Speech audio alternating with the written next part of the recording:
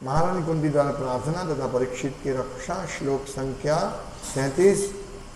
अपरे वसुदेवस्य देवक्यां याचितोऽव्यगात् अजस्तमस्य क्षेमाय वधाय च सुरद्विषां। शब्दार्थ अनुवाद एवं तात्पर्य by his divine grace AC Bhaktivedanta Swami Srila Prabhupada.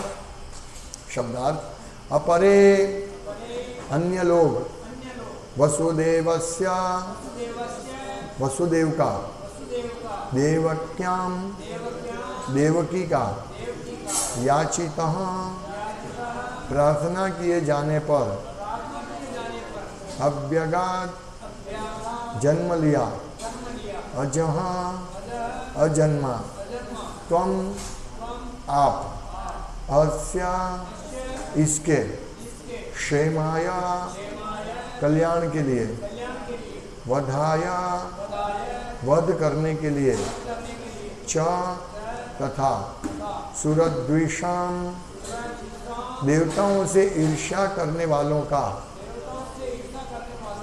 अनुवाद।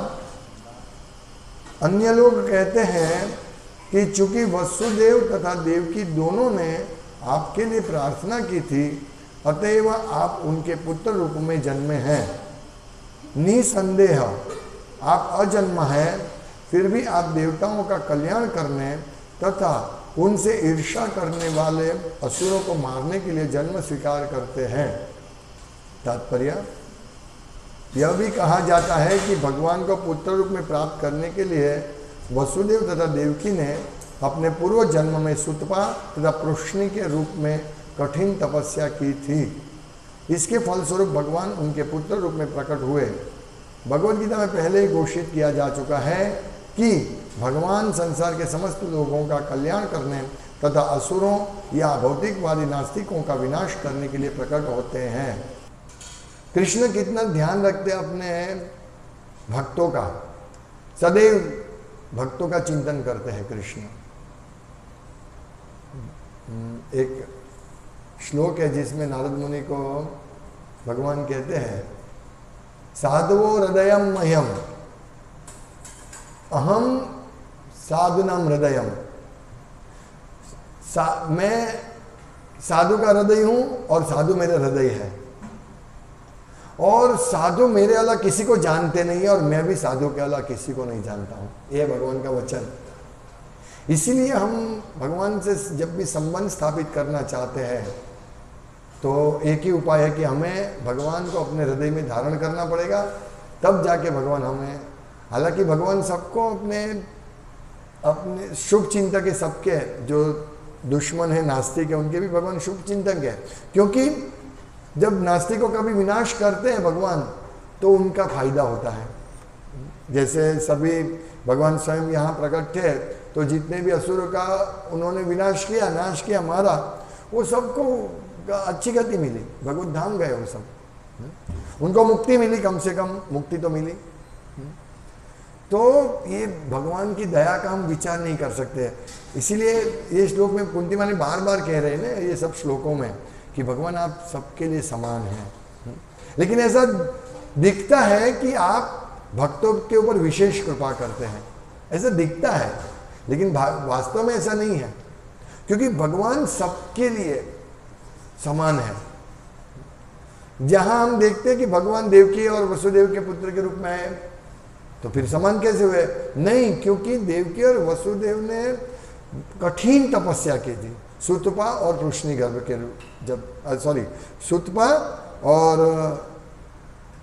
पृश्नि के रूप में, तब भगवान पृश्नि गर्भ के रूप में अवतरित हुए थे।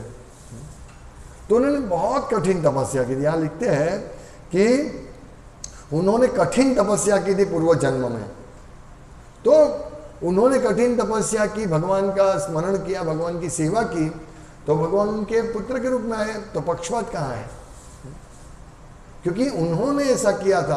तो जो सीधा रास्ता है, जो भक्ति के मार्ग पे चलेंगे तो उनको भगवान का स्मरण होगा, भगवान की सेवा करेंगे तो उनके लिए भगवान सरल रहेंगे। जबकि जो दुष्ट है, जो भगवान से दूर रहना चाहते हैं, जो भगवान को मानते नहीं है, तो फिर उनके स्मरण में भगवान रहेगा नहीं। बाकी भगवान उसका भी ध्यान रखते हैं। वो दुष्टों को सजा देकर भगवान उसका प्योरिफिकेशन करते हैं, और भक्तों को प्रेम देकर, भक्तों को, क्योंकि भक्त भगवान के लिए सब कुछ करते हैं, उनको भगवान के प्रति अविश्वास नहीं है। वो जानते कि भगवान हमारा रक्षण करते हैं, भगवान ही हमारा पालन पोषण है, और भगवान ही एकमात्र शरण लेने के योग्य है। इसीलिए वो, उसको ऐसा लगता है कि भगवान मेरे निकट है। असुर को ऐसा लगता नहीं है ना, क्योंकि वो स्वयं भगवान से दूर होना चाहते हैं। तो ये भगवान की बहुत बड़ी कृपा है। और यहाँ भगवान अजन्म होने के बावजूद भी भक्तों के पास, भगवान भक्तों के वहाँ जन्म लेते हैं, अजन्म होने के बावजूद। ये जो बातें हैं, सिर्फ भक्तों को इसमें ये होगा, विश्वास होगा। वो सोचते हैं कि भगवान अजन्म है, और भक्त जो सोचते हैं कि भगवान अजन्म है, भगवान कैसे ऐसे देवकी के पुत्र के रूप में आएंगे। तो जो आए 9 महीना देवकी के गर्भ में रहे, वो भगवान का माया रूप था, माया रूप दिया भगवान को, माया ने रूप दिया, वो मायावी रूप नहीं है। यही तो भक्त और अद्वैतवादियों में डिफरेंस है, मायावादियों में, अद्वैतवादियों में भी मायावादी विशेष करके, क्योंकि अद्वैतवादी जो शुद्ध अद्वैतवादी है तो भगवान को मानते हैं कि भगवान एक है और हम सब अद्वैत, दूसरा भगवान नहीं है, एक ही भगवान है और हम सब उनके सेवक हैं। लेकिन जो मायावादी है वो ये ऐसा सोचते हैं, ऐसे कैसे हो सकता है, अजन्मा ये सर्वव्यापी विभू भगवान देवकी के गर्भ में कैसे आ सकते हैं। लेकिन जब हम भागवतम पढ़ेंगे, जो 10वें स्कंद में है भागवतम में, सुखदेव गोस्वामी जब कथा कह रहे हैं तो पूर्ण रूप से समझाया है, और विशेष करके प्रभुपाद के तात्पर्य से और कृष्ण पुस्तक से हम जान सकते हैं कि किस प्रकार से भगवान अजन्म होते हुए भी जन्म ग्रहण करते हैं। ये समझना साधारण बात नहीं है।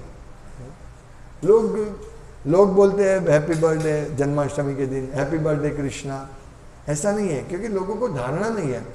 हालांकि लोगों पुण्यशाली है, इसीलिए वो लोग जन्माष्टमी के दिन को पवित्र मानते हैं और भगवान का स्मरण कम से कम करते हैं। लेकिन तत्वतः हमें भगवान को तत्वतः जानना है, भगवान जैसे है वैसे जानना है। क्यों भगवान देवकी के पुत्र के रूप में कैसे आए, क्या है वो तत्व, क्या वास्तव में सत्य क्या है, क्या वो अजन्म है तो ऐसे कैसे जन्म लिया, एक माता के गर्भ से कैसे जन्म लिया। तो ये समझना बहुत बहुत महत्वपूर्ण है, और हमें यही समझना है। प्रभुपाद बहुत सुंदर क्लियर कर रहे हैं श्रीमद् भागवतम और कृष्ण पुस्तक में कि किस प्रकार देवकी के रूप कोख में जन्म लिया भगवान ने। भगवान शुद्ध सत्व है, शुद्ध सत्व में रहते हैं, वसुदेव अवस्था। तो वो वसुदेव अवस्था यानी शुद्ध सत्व की अवस्था जिसमें इस भौतिक जगत के रजोगुण तमोगुण का कोई अंश नहीं रहता है। इस भौतिक जगत में जो भी सत्वगुण है उसमें थोड़ा सा मिक्सिंग रहता है रजोगुण और तमोगुण का। इसीलिए भगवत गीता में भगवान कहते हैं माम च व्यभिचारेण भक्ति योगेन सेवते सगुणान समतित्येतान ब्रह्मभूत, माम च यो व्यभिचारेण भक्ति योगेन सेवते सगुणान समतित्येतान ब्रह्म भूयाय कल्पते। तो हमें ब्रह्मभूत अवस्था में आना है। वो ब्रह्मभूत अवस्था यही है कि हम शुद्ध सत्व में आए। और वो कैसे हो गए, माम च व्यभिचारेण, मेरी अव्यभिचारिणी भक्ति है, मतलब अनन्य भक्ति। अव्यभिचारिणी भक्ति मतलब अनन्य भक्ति। माम च व्यभिचारेण भक्ति योगेन सेवते, जो मेरी इस प्रकार से सेवा करते हैं सगुणान समतित्येतान, वो तीनों गुणों को पास कर देते हैं, ऊपर चले जाते हैं। ब्रह्मभूत, ब्रह्म भूयाय करते हैं, ब्रह्मभूत अवस्था में आते हैं। ब्रह्मभूत, वो श्लोक है ना, ब्रह्मभूत प्रसन्नात्मा न शोचति न कांक्षति। तो हमें ये लेवल पर जाना है, शोक नहीं करना है। शोचति इति शुद्र, जो शोक करते हो कौन है, शुद्र है।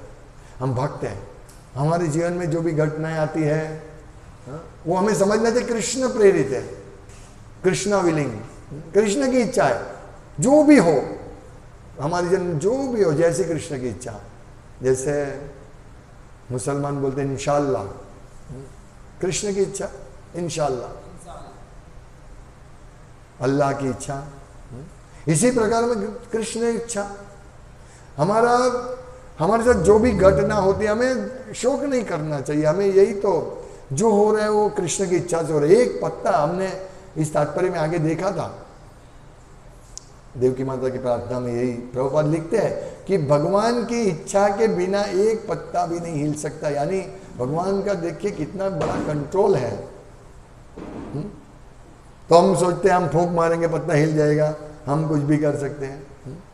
नहीं, भगवान की इच्छा होगी तो ही हम कर पाएंगे। ये हमें समझना है भक्तों को विशेष करके। अभक्त तो भगवान में विश्वास नहीं रखते, क्योंकि पहली बात तो उनको भगवान क्या है वही मालूम नहीं है और भगवान को मानते ही नहीं है, तो भक्तों की क्या बात करें। लेकिन भक्तों में भी यही विश्वास होना चाहिए कि यस, हाँ, भगवान जो है वही सब कुछ करते हैं। अगर यहाँ से एक पत्ता हिल के यहाँ आया, वो भगवान की इच्छा से हुआ है। श्रीमद् भागवतम में आगे आएगा, जब सुखदेव गोस्वामी, परीक्षित महाराज जब पूरे राज्य में भ्रमण कर रहे थे कि सब ठीक ठाक चल रहा है कि नहीं, तब उन्होंने देखा कि एक बैल जिसके 3 पैर कटे हुए हैं, तो ऐसा कैसे हुआ। हाँ, तो धर्म जो है बैल, वो धर्म क्या है वो समझिए कि आपने कुछ किया, मेरा नुकसान हुआ, लेकिन मैं दोष नहीं दे सकता कि आपकी वजह से मेरा नुकसान हुआ, ये धर्म है। अगर मैं ऐसा बोलता हूँ कि आपकी वजह से मेरा नुकसान हुआ तो मैं अधर्म कार्य कर रहा हूँ। ये सोचना भी, इन्होंने मेरा जितना नुकसान हुआ इनकी वजह से, अगर मैं ये सोचता हूँ कि इनकी वजह से मेरा नुकसान हुआ, मैं सोचता भी हूँ, तो यह धर्म है। कितना बड़ा धर्म की बात है। देखिए धर्म क्या है, यानी भगवान की इच्छा से सब कुछ होता है, यही भक्तों का सोचना है। अगर हम सोचेंगे इसकी वजह से ये हुआ, उसकी वजह से ये हुआ, तो यह धर्म है। कितनी बड़ी बड़ी शिक्षा दे रहे हैं भागवतम, कितनी बड़ी शिक्षा है। तो लेकिन ये समझना है, अच्छी तरह समझना है, ऐसे ऊपर से नहीं समझना है। किस प्रकार से समझना है कि भगवान ये, और हमारी अनुभूति भी होनी चाहिए ऐसी, नहीं तो हम हमेशा दुखी रहेंगे, शोक करते रहेंगे। नहीं, इसकी वजह से ये हुआ, इसने मेरा पैसा ले लिया, उसने वो किया, मेरे साथ ये किया, वो नहीं, ये अधर्म है। कृष्ण हमें हमेशा सोचना है कृष्ण तो सबके हितेच्छु है, तो मेरे साथ ऐसा हुआ मतलब कृष्ण की इच्छा है। मैं तो भक्त हूं, भगवान मेरा गलत नहीं करेंगे, लेकिन जो मेरे साथ गलत हो रहा है इसका मतलब है कि गलत सही है कृष्ण की दृष्टि से, यानी ये भी सही है मेरे लिए। बहुत बहुत ऊंची बात है, ऐसा सोचना मुश्किल है, लेकिन हम प्रयास करेंगे। इस प्रकार भागवतम सुनेंगे तो हम प्रयास कर सकते हैं, इस प्रकार से हमारा जीवन आगे बढ़े तो ही हमारा कल्याण होगा। मतलब आगे हम हमारी सिद्धांत इस प्रकार से समझे कि हमारे साथ जो गलत हो रहा है वो गलत हो रहा है, लेकिन ये कृष्ण की इच्छा से हो रहा है, तो ये गलत नहीं है, ये सही है। जो भी घटना, सच अच्छी बुरी जो भी घटना हमारे साथ घटती है वो गलत नहीं होती है, क्योंकि कृष्ण चाहते हैं। गलत इसमें ये अच्छा है वो बुरा है, ये सब देहात्म बुद्धि है। भक्तों के लिए सब कुछ अच्छा है और अभक्तों के लिए, असुरों के लिए कुछ भी अच्छा नहीं है, हमें ये समझना है। तो हमें प्रयास करना चाहिए कि हम ये समझें कि हमारे साथ कोई हमारा पैसा ले गया, हमें बहुत शारीरिक पीड़ा हो रही है, कुछ भी हो रहा है, ये कृष्ण चाहते हैं, इसीलिए हमारे साथ ऐसा हो रहा है।